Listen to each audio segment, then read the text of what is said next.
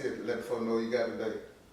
What it is, it's TQ, Taquari Hatch, man, music executive, talent manager, music marketer, a little bit of everything. How y'all doing? Alright, you know what I'm saying? This your first time on GMTV, so let the people know where you're from. First of all, thank you for having me, man. Shout out to everybody in Mobile. I spend so much time out here with artists, and you know, I believe in a lot of everything that's going on with the state of Alabama and the coast in general. But I'm from BR, so I'm from the third coast too. So South Baton Rouge, born and raised. You know, currently reside between New Orleans and BR. Alright, you know what I'm saying? Like, in BR, you know what I'm saying? Cause we like to talk about, you know what I'm saying, your upbringing and stuff. So, in BR, you know what I'm saying, how many siblings you had in BR, you know what I'm saying, in BR? Okay, so I only got one brother, and that's Boosie. So me and Boosie, a year and a half apart. Yeah, grew up in BR. Me and Boosie grew up in the same household, same mom and daddy. If you follow Boosie, if you're a fan of Boosie, you know, you may have heard of me and his music, and pretty much everything you heard of, I mean, because Boosie put a lot of what he went through in his upbringing in his music, you know, almost 20 years of music. I've been through the same thing. So as far as like, because Boosie talk about, you know, family, you know, our dad and, you know, our cousins, a lot in his music. But yeah, so grew up in BR, same household as my brother, same mom and daddy, same shit, you know. Alright, so, you know what I'm saying, you went to college or what you did, you know what I'm saying? Yeah, so I graduated from Southern University,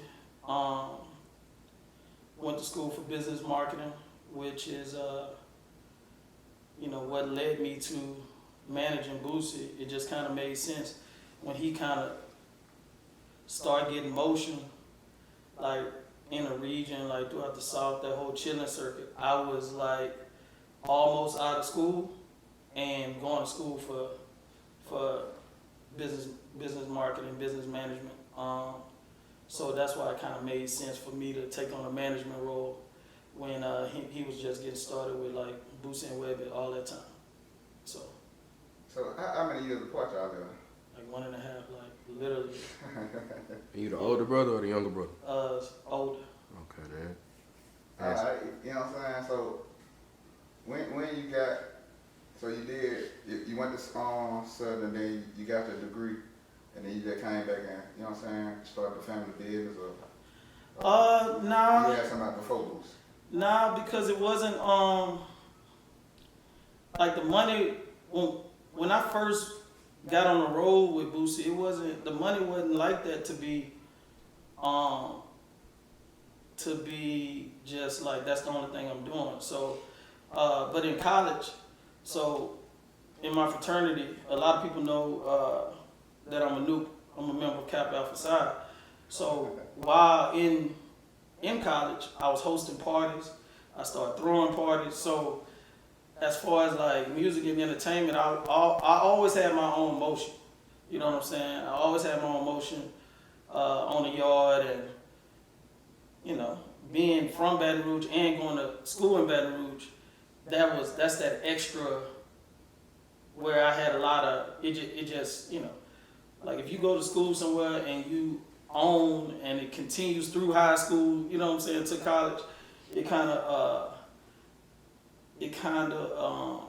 helped out a lot with connections wise, and you know, getting a lot of support for what we were trying to do. So yeah, I think they helped a lot. I think they helped a lot with like songs like "Wipe Me Down" too.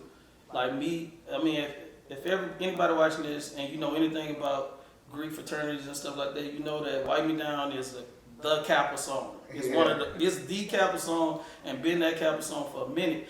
But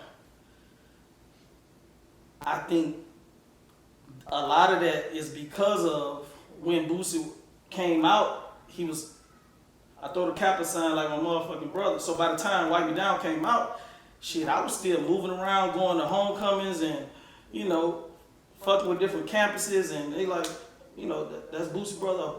Boosie brother Luke play that shit. You know what I'm saying? Yeah. It just was the perfect. It was the perfect combination of just natural, like organic motion to help that song go. You know, Yeah. get movement through the South. You know.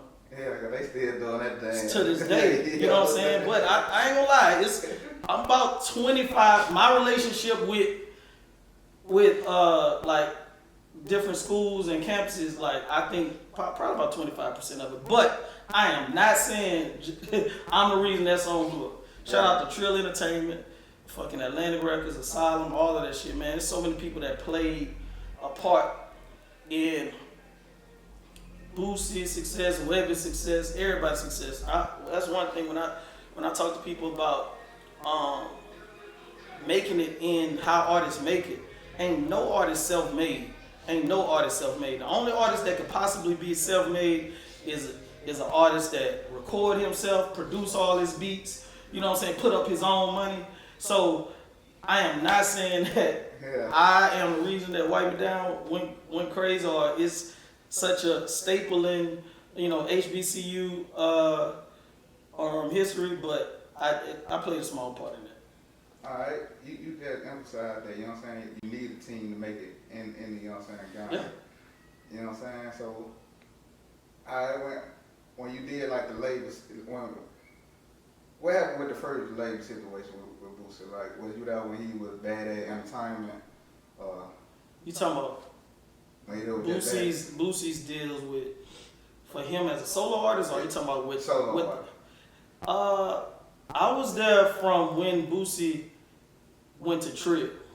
I was actually working. I got my first taste of management when Boosie went from concentration camp from C-Loc to Trip. All right, so concentration camp with C-Loc, like Boosie was like doing Battle of the Bands type shit, like, you know. But then once he got with Trill, it was around that time when I started actually working with him and or working for him, because I truly believe that a manager works for the artist. You know what I'm saying? But yeah, I started around that time. So my first taste of being on the road as a manager with Boosie, we was getting like $1,200. You know what I'm saying? We going to fucking, you know, we hopping in my mama Kia, fucking driving to Yazoo City, Mississippi, fucking Mobile, all these small ass towns, you know, but that's what it was. It wasn't no, we just, you know, shit was just, niggas was just making money out the gate, but we were grinding. We were grinding, and I just think that that's when I got my start. Like with Boosie, and then with Boosie and Webby shortly thereafter, like within a year and a half, 2 years after. Alright, what was your funnest moment, you know what I'm saying, coming up with Boosie, you know what I'm saying, traveling and doing, you know what I'm saying, doing that? Man,